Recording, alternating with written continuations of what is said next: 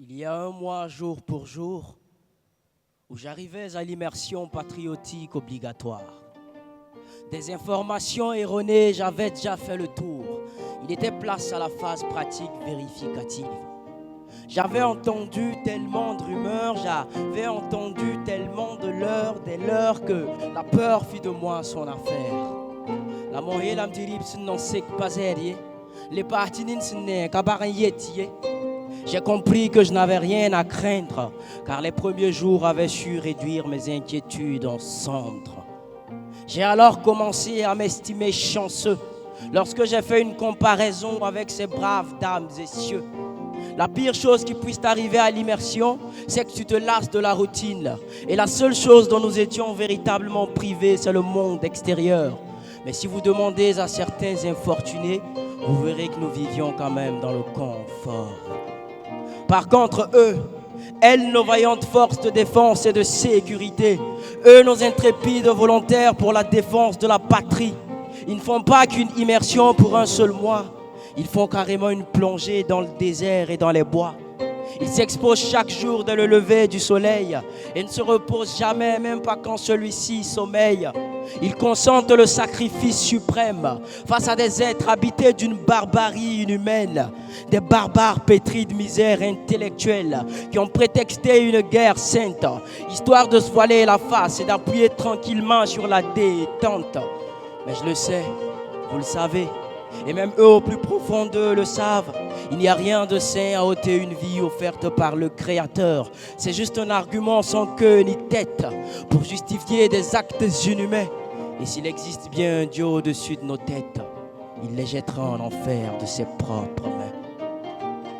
Nos FDS, nos VDP et toutes nos forces combattantes qui combattent cette barbarie sont les sauveurs de la nation, les libérateurs des futures générations.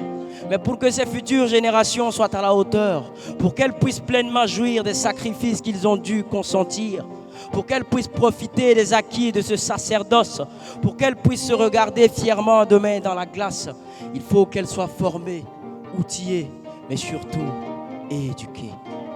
C'est alors que se fonde la noblesse de cette initiative, émanant de la vision de notre guide éclairé, le camarade capitaine Ibrahim Traoré. À seulement 34 ans, il a pris les rênes d'une nation éprouvée qui, sous son commandement, en seulement 4 ans, est aujourd'hui en train de se relever. Il a entrepris de nombreuses réformes et les résultats viennent avec. Et si aujourd'hui mon pays pète la forme, eh bien c'est parce que c'est IB qui est en tête.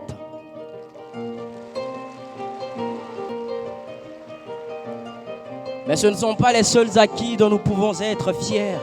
En plus de l'immersion patriotique se comptent de nombreux actes forts, parmi lesquels l'initiative face au Mébo, des villes pavées, des routes bitumées, la construction de l'autoroute Ouagabobo par des Burkinabés pour des Burkinabés et des usines telles que la Sofato pour une pâte de tomates locale en quantité et en qualité, et le tout sur fonds propres. Il n'y a pas crédit dedans.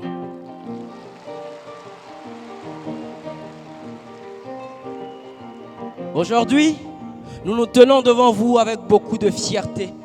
Nous arrivions ici les idées floues, nous repartons beaucoup plus éclairés. Éloignés de nos familles pendant 30 longues journées, nous sommes enfin sur le point de les retrouver. Mais ces 30 longues journées n'ont pas toutes été si mal. Au contraire, elles ont toutes été spéciales. Elles ont contribué à forger notre mental, à développer des valeurs vitales pour le développement national et à adopter de belles aptitudes sociales. Nous avons appris le sens du sacrifice, le sens du partage et de la solidarité.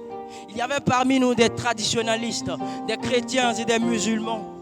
Mais que ce soit à l'heure de la soupe, du sport, des leçons ou du café, il y a une et une seule chose qui a compté, qui compte et qui ne cessera de compter.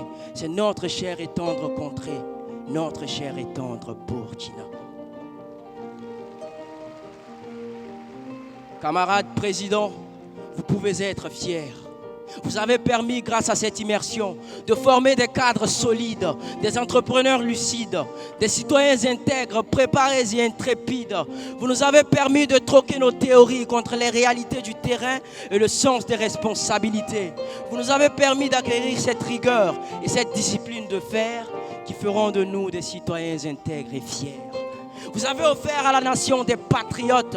Vous avez offert à la nation 65 000 patriotes compétents, plus que jamais prêts à lancer la machine du développement.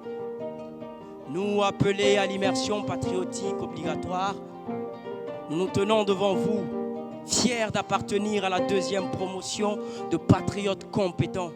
Nous sommes fiers de nous tenir aujourd'hui devant la nation, les autorités et nos parents. Nous sommes fiers de porter cette magnifique tenue aux couleurs nationales, au caractère si spécial.